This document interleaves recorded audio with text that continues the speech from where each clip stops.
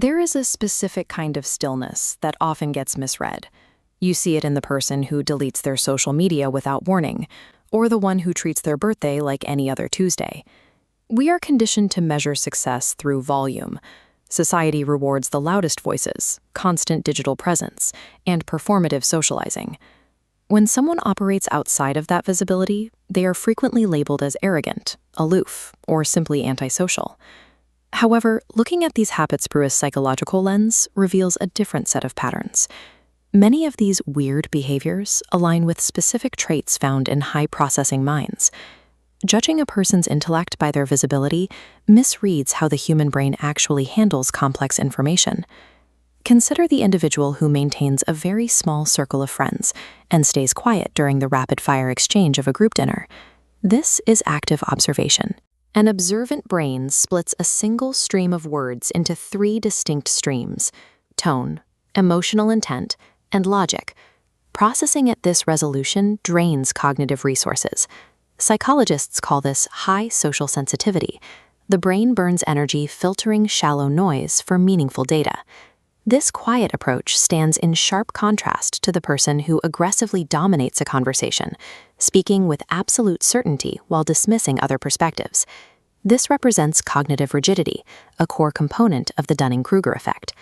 When a mind relies on black and white extremes, its ability to process complex, multicolored data points breaks down, leading the individual to double down on their own narrow view.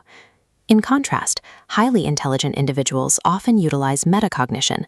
They think about their own thought processes, which allows them to pause, acknowledge what they don't know, and maintain intellectual humility. Social silence often functions as a necessary defense, allowing the brain to preserve its bandwidth for ideas that offer more than surface-level value.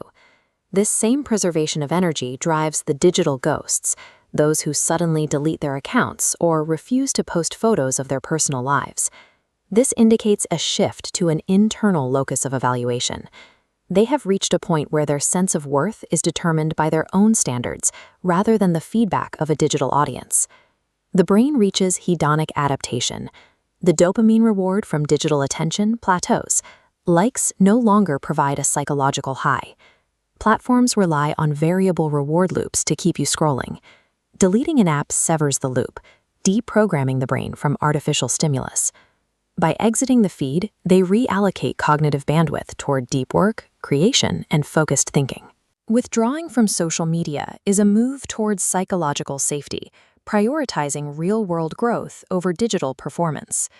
Private habits follow a similar logic of efficiency, like the person talking to themselves or working in a chaotic, messy office.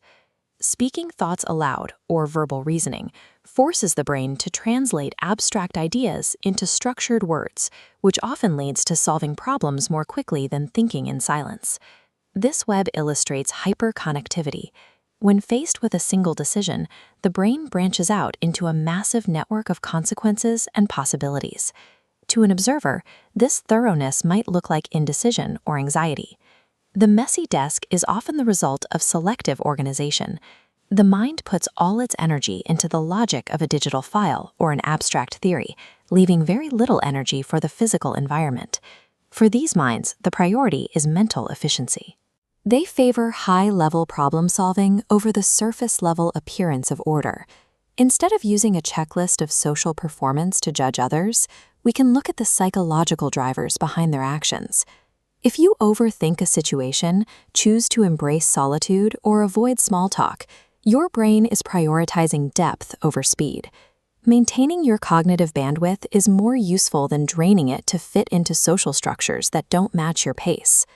The next time you encounter someone who seems silent or weird, keep in mind that they aren't lost.